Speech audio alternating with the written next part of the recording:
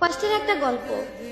একটা ছেলে আর একটা মেয়ে 2 বছর রিলেশন করার পর হঠাৎ একদিন মেয়েটা ছেলেটাকে বলল, আচ্ছা একটা কথা বলি।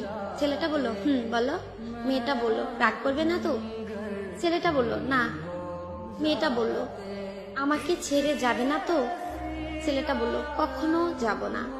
মেয়েটা বলল, ভুল বুঝবে না তো? ছেলেটা বলল, না, বুঝবো না। মেয়েটা বলল, জানো আমার একটা অতীত আছে। ছেলেটা বলল, কি সেটা? মেয়েটা বলল, আমাকে রেপ করা হয়েছে। ছেলেটা বলল, কি?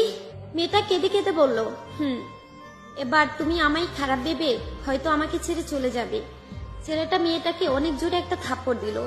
মেয়েটা বলল, চলে যেতে পারো, আটকাবো না। এ বলে মেয়েটা কেঁদে কেঁদে চলে গেল।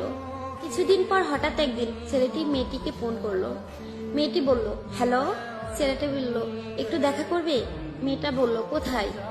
ছেলেটা বলল, আমরা যেখানে দেখা করতাম। মেয়েটা বলল, আচ্ছা।